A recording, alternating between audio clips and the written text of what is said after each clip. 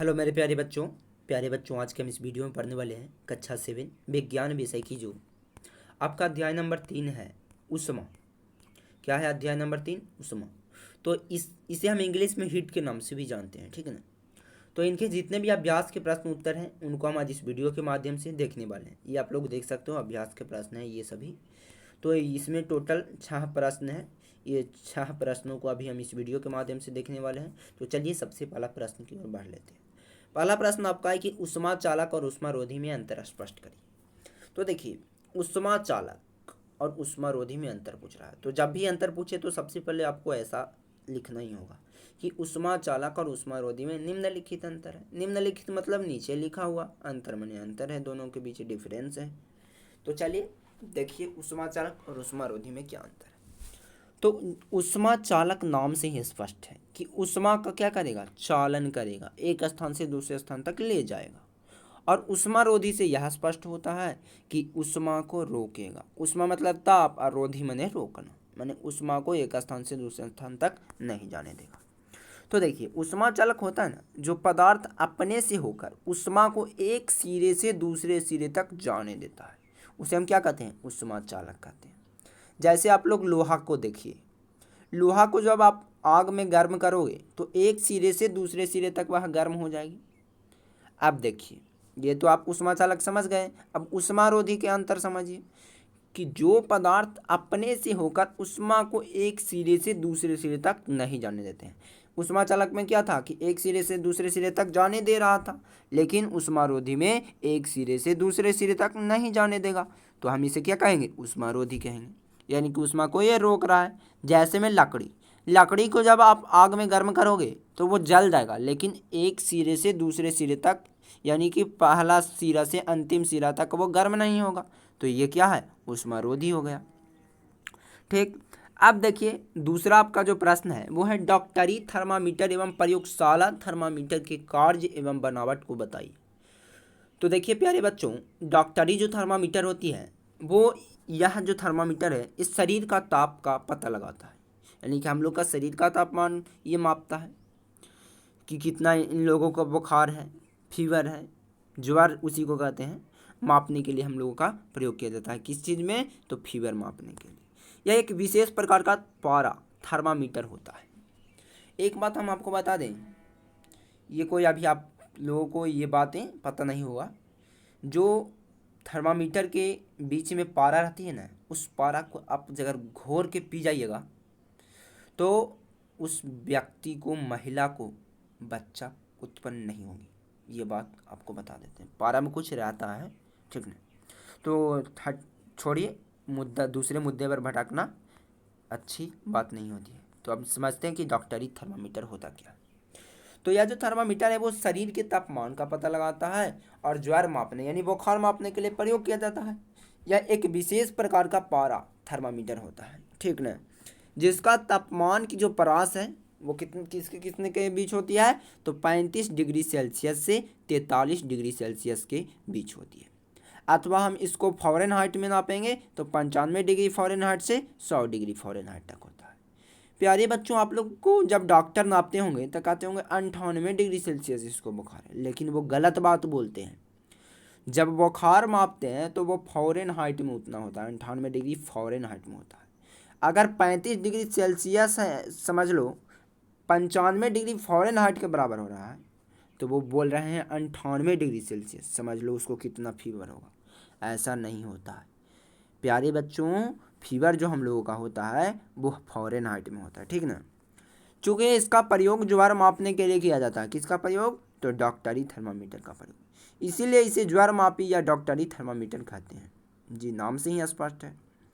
स्वस्थ मनुष्य के शरीर का तापमान, जो स्वस्थ मनुष्य है उनको शरीर का तापमान 37 डिग्री सेल्सियस या 98.4 डिग्री फ़ारेनहाइट, यहाँ सी मिस्टेक से लिखा गया है, तो 98.4 डिग्री फ़ारेनहाइट होता है, ठीक ना।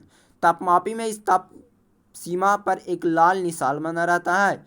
यदि पारा इसके ऊपर चढ़ता है तो यह ज्वर सूचक होता है।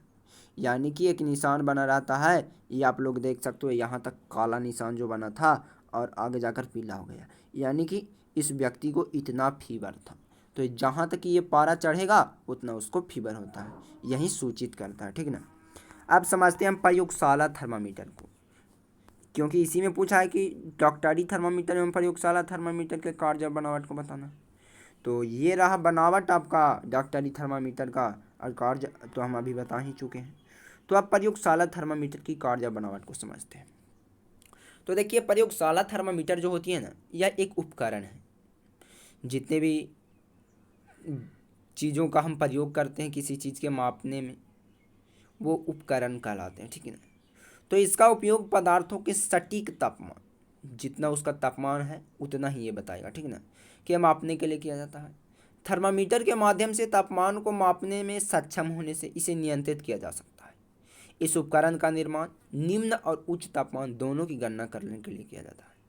ये देखिए, वो जो डॉक्टरी थर्मामीटर थी वो सिर्फ मनुष्य के तापमान मापता है, लेकिन प्रयोगशाला थर्मामीटर क्या करेगा? प्रयोगशाला जो थर्मामीटर होती है वो सबसे कम ताप को भी माप देगा और सबसे ज़्यादा ताप को भी माप देगा, ठीक। ये है आपका चित्र, यानी कि बनावट इसका। कार्य तो अभी बता दिए। अब चलिए अगले प्रश्न की ओर। तो आपका अगला प्रश्न, तीसरा नंबर प्रश्न है कि सर्दियों में एक मोटे कपड़े की अपेक्षा उसी मोटाई के कई परतों वाला वस्त्र अधिक गर्मी प्रदान करता है, क्यों?